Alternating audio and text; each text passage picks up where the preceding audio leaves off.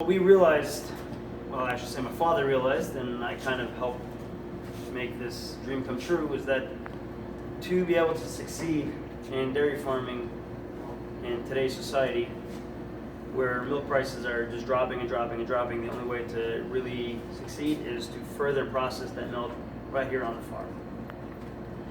And about 5 or 6 years ago, give or take, we started pasteurizing the milk right here on the farm, which we have a little bit of a unique process with it. For the most part, milk today is pasteurized at a higher temperature, which kills off more of the good and bad bacteria, gives the milk a longer shelf life. What we did was we put in a vat pasteurizer, which allows us to pasteurize at a lower temperature. Although it may give the milk a little bit of a shorter shelf life, the milk still retains the healthy bacteria, the bacteria that is good for us and that helps us digest the milk. It's a much better quality milk. And the fact that we can't produce enough of it is proving that. So we put that bottle filler in along with pasteurizer.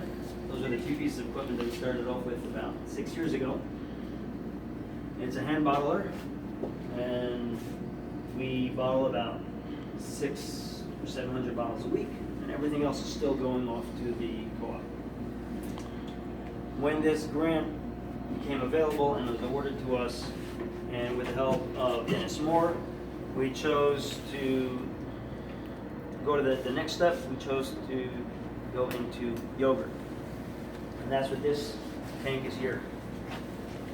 The process of yogurt making is after the milk has already been pasteurized, which it doesn't have to be pasteurized, but legally we first pasteurize the milk.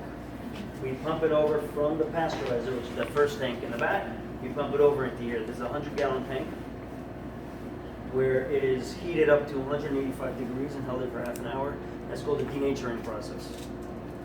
Once it reaches that temperature, we bring it down to incubating temperature, which is about 105 degrees. At that point, we add cultures to it, and we let it sit for about 6 or 7 hours. And once the bacteria grows and digests everything that's in the milk, it curdles and turns into the yogurt that we know it today.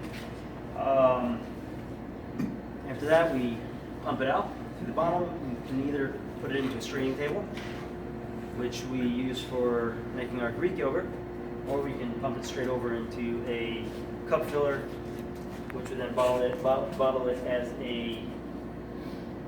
more of a liquidier product, which we're marketing it as a leaven. Because we don't put any thickeners, any binders, or anything like that. We're trying to produce a pure yogurt product. And the market today understands yogurt to be a gelatinous product. So therefore we're calling it a leaven, so that people would just understand if it's liquidier, they're not going to be questioning it. And hopefully once we get the yogurt going and get comfortable with it, then hopefully we'll move into cheese, which we have a cheese vat here.